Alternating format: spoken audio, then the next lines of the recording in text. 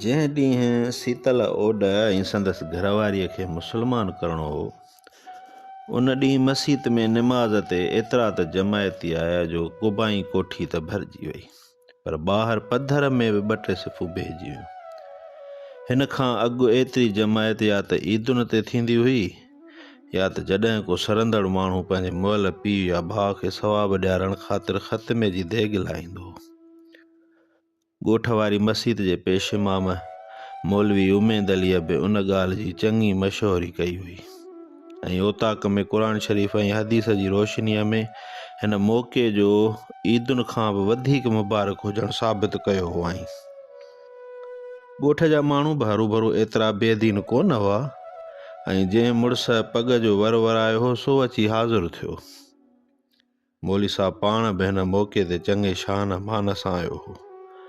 मथे ते मोंगी साइस दस्तार, बदन ते हिरख जा कोरा कपिड़ा, पेरनि में सेम जी नई जुती ऐं हथनि में जंडीअ जी असा, जंहिंजे हेठे छेड़े में लोही किली लॻल हुई ऐं जा महराब जे भरिसां कचे फर्श में ईअं खोड़ी हुआईं जीअं दीन जो झंडो खोड़ियो हुजेसि। उन ॾींहुं हिन जेको ख़ुतबे जो किताबु आंदो हो सो बि नओं हो। हू जॾहिं आयतूं पढ़ी सिंधी अबियात जे उन हिसे ते पहुतो जिते असाबनि सगोरनि जी सना हुई। पहिरियों यार हो सिद्दीक़ अकबर भलारो भरजलो, सिद्दीक़ अकबर रफ़ीक़ गार हो, सिद्दीक़ अकबर तंहिंजी सिफ़त कहिड़ी करियां। ॿियो यार आदिल उमर हो, सदाई कुफ़ार जो क़ातिल उमर हो, शुजात में कवि कामिल उमर हो, तंहिंजी सिफ़त कहिड़ी करियां। नबी जो दादिलो उस्मान आला, जमा कयो उस्मान क़ुरान आला, सख़ाफ़त जो साहिब उस्मान आला, तंहिंजी सिफ़त कहिड़ी करियां। जियारियो दीन ऐं ईमान हैदर, पैगंबर तां सदा क़ुर्बान हैदर, ख़ुदा वाखाणियो हर आन हैदर, तंहिंजी सिफ़त कहिड़ी करियां। त जमायतुनि जूं अखियूं अहिड़ा सुरीला अबियात ॿुधी ॿूटिजी वयूं ऐं हर कंहिंजी दिलि घुरण लॻी त इहो ख़ुतबो हूंद हलंदो रहे। फ़र्ज़ में बि मौलवी साहब नंढियुनि आयतुनि बजाए सूरत रहमान शुरू कई, जंहिंमें फ़ब अई आलाए रब्बिकुमा तुकज़्ज़िबान जी तकरार निमाज़ में वधीक सवाद पैदा करे छॾियो। निमाज़ खां पोइ मौलवी साहब थोरी तकरीर कई ऐं ॻोठ जे माण्हुनि खे अहिड़े मुबारक मौक़े में शरीक थियण जी मुबारक ॾिनई। पोइ हिकु 5 वक़्ती निमाज़ीअ खे मोकिले शीतल ऐं संदसि घरवारीअ खे घुरायऊं। जे गुस्ल करण खां पोइ नवनि निकोरनि कपिड़नि में ओताक में विहारिया विया हुआ। जॾहिं शीतल मस्जिद में वेठो तॾहिं मौली साहब बुलंद आवाज़ में शीतल खां पुछियो, बाबा तूं ऐं माई तली दीन मुहम्मदी क़बूल करण घुरो था? हा मौलवी साहब। पंहिंजी रज़ा ख़ुशीअ सां या ज़ोर ज़बरदस्तीअ सां? पंहिंजी रज़ा सां साईं। तूं बि माई टली? हा साईं। हिकु निवेकलीअ कुंड में वेठल माई टली जवाबु ॾिनो। मौली साहब इहो ॿुधी ॾाढियां जमायतुनि खां पुछियो, ॿुधो था बिरादरान? हा साईं ॿुधूं था, घणनि जमायतुनि जवाबु ॾिनो। मौली साहब अशहद आंगुर छित ॾांहुं खईं ऐं 3 भेरा बुलंद आवाज़ सां चयईं, अल्लाह तूं शाहिद हुजजांइ, ए अल्लाह तूं शाहिद हुजजांइ, ए अल्लाह तूं शाहिद हुजजांइ। ईअं चई मौली साहब वरी शीतल खां पुछियो, रोज़ा बि रखंदे ऐं निमाज़ बि 5 वक़्त बाजमायत सां पढ़ंदे? हा साईं, रोज़ा बि रखंदुसि ऐं निमाज़ बि पढ़ंदुसि। सुहारी बि शरई हद ताईं रखाईंदे? रखाईंदुसि, शीतल सिदक सां चयो। ओचितो मौली साहब जी नज़र शीतल जे कननि ते पई, जिन में सोनियूं कीविटियूं पयूं हुयूं। मौली साहब हिकदमि खेसि चयो, इहे सोनियूं कीविटियूं लाहे माईअ खे ॾे, इस्लाम में मर्दनि खे सोन पाइणु हराम आहे। शीतल तड़ तकड़ में कीविटियूं लाहे माईअ खे ॾिनियूं, जंहिं उहे वठी रए जे पलांद में ॿधियूं। मौलवी साहब अॻिलो सुवालु कयो, जुआ न खेॾंदे, दारू न पीअंदे? न साईं। मुस्लमाननि वांगुरु ख़ुतनो बि कराईंदे? हा साईं। सीतल उन्हीअ सिदक सां चयो, जज़ाकल्लाह। मौली साहब खे शाबस ॾिनी। वधीक ॿियनि सुवालनि पुछण जी बि ज़रूरत न सम्झाईं। खेसि चयाईं, थोरो सुरी मुंहिंजे वेझो अची वेह। सीतल रिड़ी वञी संदसि भरिसां वेठो त मौली साहब खेसि चयो, चयो ला इलाहा। सीतल चङीअ तरह चई न सघियो ऐं चयाईं, ला इलाहा ईअं न, चयो ला इलाहा। मौली लफ़्ज़ होरियां ईअं चयो जीअं खुथाबियुनि खे पढ़ाईंदो। ला इलाहा। सीतल हिन भेरे बराबरि चयो, इल्लल्लाह। मौली साहब अॻिते वधियो, इल्लल्लाह मुहम्मदुर रसूलुल्लाह। मुहम्मदुर रसूलुल्लाह सल्लल्लाहु अलैहि वसल्लम। हाणे चङी तरह सॼो कलमो ईअं पढ़ जीअं मां पढ़ां। हा साईं। चयो, ला इलाहा इल्लल्लाह मुहम्मदुर रसूलुल्लाह। ला इलाहा इल्लल्लाह मुहम्मदुर रसूलुल्लाह। सीतल चङी तरह चई वियो। सभु जमायती हिक ॿिए दीन खे अलाह ऐं हुन जे रसूल ते ईमान आणींदो ॾिसी ख़ुशीअ में पुर थी विया ऐं मौली साहब खे मुबारक ॾेई वरी सीतल खे मुबारकूं ॾियण लॻा। हिक दीनदार त तकबीर जो नारो हंयो, जंहिंजे जवाब में जमायतिन एतिरो त ज़ोर सां नारो हंयो जो के घड़ियूं मस्जिद जी कुबाई छित ऐं भितियूं इहो अखर वरजाईंदियूं रहियूं। उन खां पोइ माई टलीअ खां बि साॻीअ रीति कलमो पढ़ायो वियो। उनखे बि मुबारकूं मिलियूं। पोइ मौली साहब सीतल ॾांहुं मुंहुं करे चयो, अॼु खां तुंहिंजो इस्लामी नालो अब्दुल्ला था रखूं। हा साईं। वरी मौली साहब टलीअ ॾांहुं मुंहुं करे चयो, ऐं माई तुंहिंजो नालो फातिमा। हा साईं। के जमायती उथण लॻा त मौली साहब खेनि हथ जे इशारे सां झलियो ऐं चयाईं, तरसो अञा हिननि जो निकाह बि पढ़णो आहे। इहा ॻाल्हि ॿुधी हर को पंहिंजी जाइ ते वेही रहियो। मौली साहब ॿिन्ही खां रज़ा पुछी आमंत बिल्लाह पढ़णु शुरू कई। होॾां ॻोठ जे ॿाहिरां अॼियल ओॾनि जे पखनि में ॿाघियारो मतल हो। ज़ाइफ़ुनि ज़ने जुदा टोलो ठाहे पए पंहिंजी ॿोलीअ में धाड़ घोड़ा कई त मर्द वरी पंहिंजे मुखीअ फुगण महिल जी खट जे चौधारी वॾे बहस मुबाहिसे में हुआ। मुखीअ फुगण महिल बि कॾहिं कॾहिं खार मां सथुरनि ते ज़ोर सां हथु हणी पए उन ॻाल्हि जो अरमान कयो। हिनखे पहिरीं इहा ख़बर पई हुई त हिन सीतल खे इलाज मुंतू कयूं हो।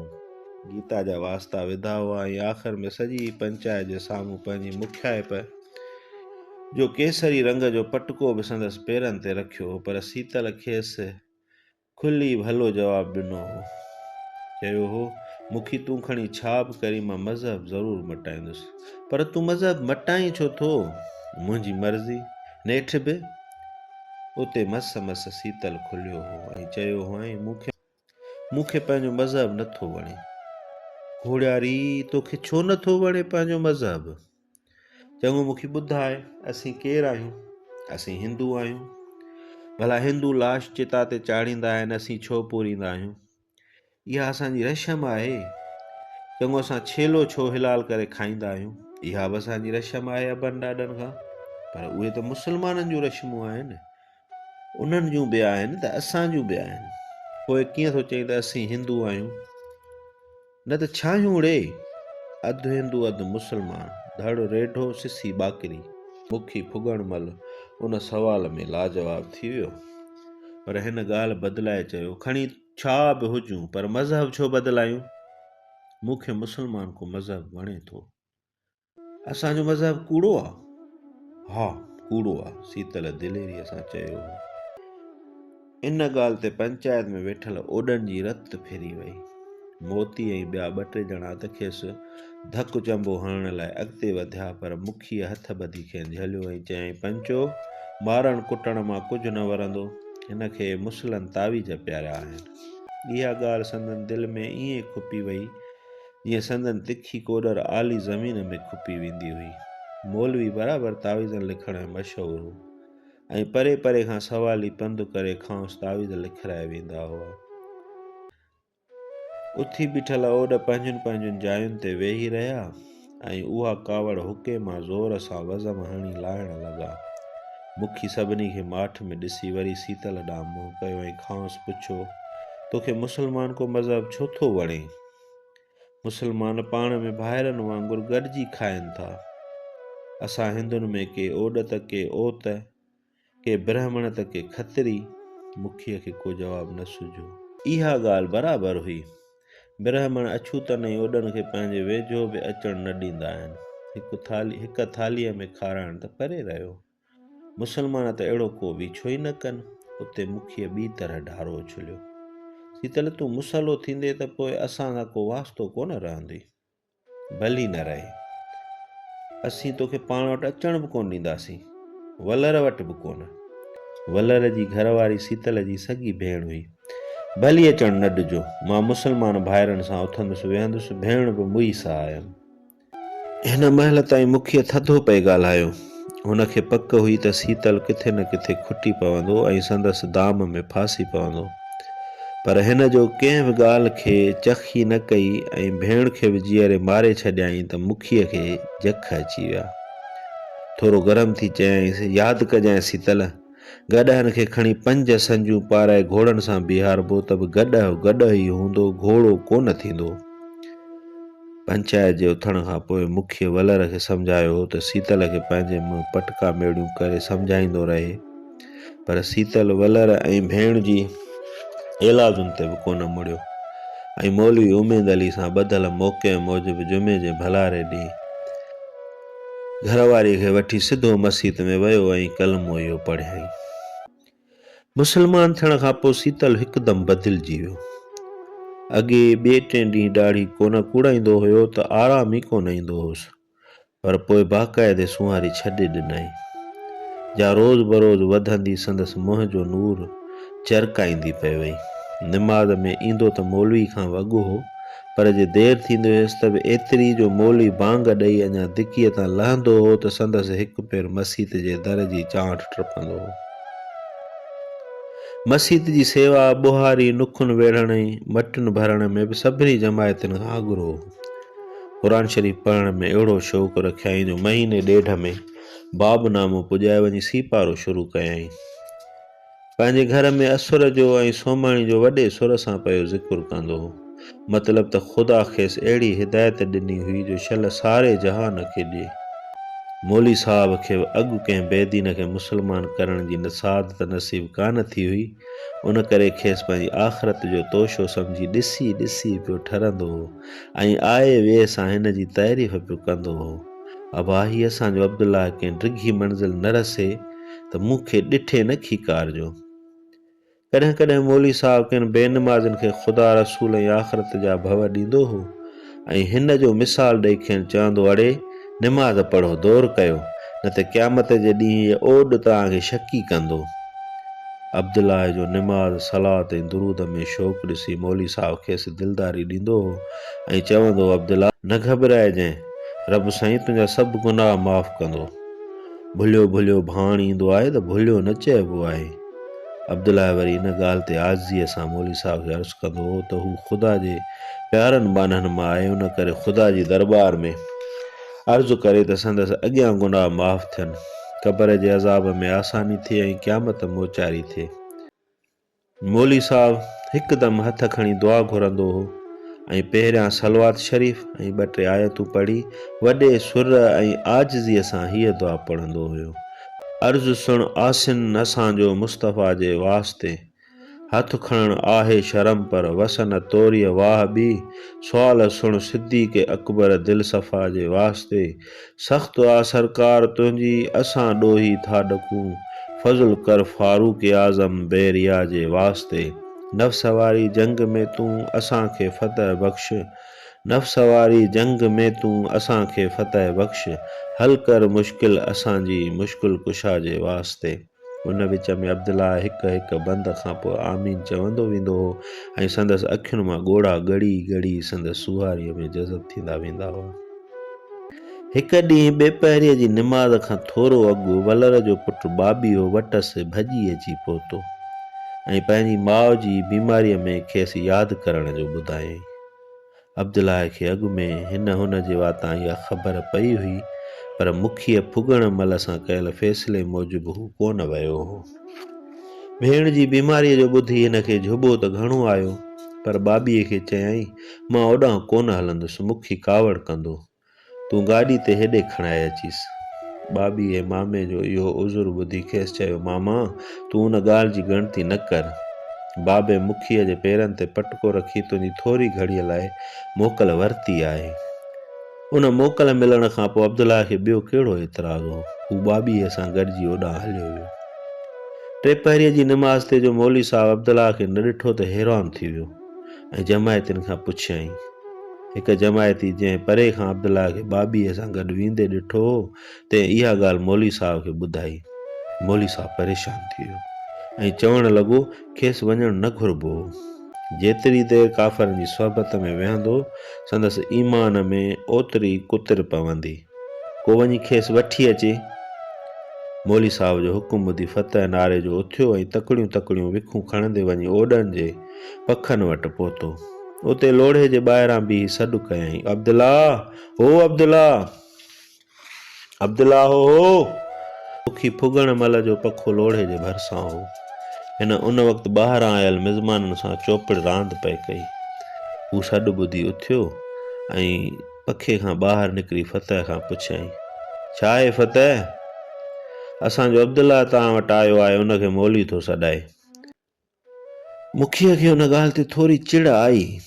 अब्दुल्ला जेको संदन हॾु रत पितमा हो ऐं जेको संदन पखनि में ॼाओ निपनो हो, सो वरी फतह वारनि जो थी वियो। पंहिंजी बीमार भेण खे ॾिसणु आयो त पोइ त माण्हू भॻो आयो। मुखीअ शोखाईअ सां पुछियो, अब्दुल्ला तव्हांजो आहे फतह? हा असांजो आहे। तव्हां हिन जा वारिस आहियो? हा असांजो मुस्लमान भाउ आहे, असीं हिन जा वारिस आहियूं। इन विच में अब्दुल्ला खे बि कंहिं सॾ जो ॿुधायो ऐं हू भेण जे पखे मां निकिरी अची वटनि बीही रहियो। मुखीअ फतह खां पुछियो, चङो फतह, हिकिड़ी ॻाल्हि त ॿुधा, सुभाणे जो ही मरी वञे त जोणस खे लोधे कढंदव न? छो लोधे कढंदासूंसि? तव्हीं मुस्लमान साणसि निकाह कंदव? जे मालकियाणी राज़ी हूंदी त उन में को ऐब कोन्हे। गिरिया न ईंदव? छो ईंदी गिरिया मुस्लमान खां? अब्दुल्ला मुखीअ खे सुवालनि जे जवाबनि में मोल ॾिसी मुश्कणु लॻो। मुखी फुगण महिल खेसि पाण ते खिलंदो ॾिसी पंहिंजे दिमाग़ खे ईअं थपोलियो जीअं हू रांदि में कंहिंजी ॻोट मारण लाइ ढारे खे घणी देरि ताईं खड़काए खड़काए घुरिबल दाव वठण जी कोशिशि कंदो हो। ओचितो हिन पुछियो, चङो फतह, जे जोणस मरी वञे त खेसि पाण वटां परणाईंदव? मुखीअ जो सवाल ॿुधी फतह जो मुंहुं ई ॻाढ़ो थी वियो, संदसि अखियूं लाल थी वियूं। हिकु ख़सीस ओॾ खेसि गार ॾिनी हुई। हालांकि ओॾ खे ख़बर हुई त बहिराड़ीअ में को पंहिंजी ज़ात खां ॿाहिरि संग न ॾींदो आहे। नारे जा नारेजनि में ॾींदा आहिनि त कलोड़ा कलोड़नि में ॾींदा आहिनि। फतह कावड़ मां मुखीअ खे दड़को ॾींदे चयो, मुखी ज़बान संभाल, अॻिते हर्फ़ न कुछजांइ न त। पर मुखी हीसजण बजाए रहंदो मुरकण लॻो ऐं फतह खे चयईं, इहो कहिड़े कानून में लिखियलु आहे जो तव्हां वठंदव त सही, बाक़ी ॾींदव कोन? तव्हांजे मज़हब में त सभु मुस्लमान भाइर आहिनि ऐं को विछो ई कोन्हे। इहा असांजी रस्म आहे अबनि ॾाॾनि खां। फतह कावड़ में जवाबु ॾिनो। मुखी फुगण महिल पंहिंजो घुरिबल दाव वठी मुरकियो। अब्दुल्ला जे मुंहं मां रतु छॾे वियो। हिन जा चप ॾकण लॻा। अखियुनि जे अलाए कहिड़ियुनि कुंडनि मां ॻोढ़ा निकिता जिन संदसि माणकियूं आलियूं करे छॾियूं। जेसीं उहे ॻोढ़ा छपरनि ऐं पिंबड़ियुनि जो बंदि बञी गिलनि ॾांहुं वधनि, हू मुखी जे चंबे में चंबो ॾेई मस्जिद ॾांहुं वञण बजाए पंहिंजे अबाणनि पखनि ॾे मोटियो। ॿिए ॾींहुं अब्दुल्ला पंचायत में ॾंड भरे रखियल ॾाढ़ी कूड़ाई ऐं सोनियूं केवटियूं कननि में पाए साऊ घारे में वेहिजी पाण खे ओॾनि जी रस्म मूजिबि पाक कयो त होॾां ॻोठ वारी मस्जिद में टे पहिरीं निमाज़ खां पोइ हिकु जमायतीअ मौली साहब खे चयो, मौली साहब कुतो छा ॼाणे कणिक जी मानीअ मां। ॿिए चयो, साईं गॾह खे 5 सञूं पाराए घोड़नि सां बीहारबो न, त बि घोड़ो कोन थी पवंदो। आख़िर में मौली साहब पंहिंजी सुहारीअ खे हथनि सां सवारींदे चयो, अदा तव्हां सही था चओ, काफ़र सोई काफ़र।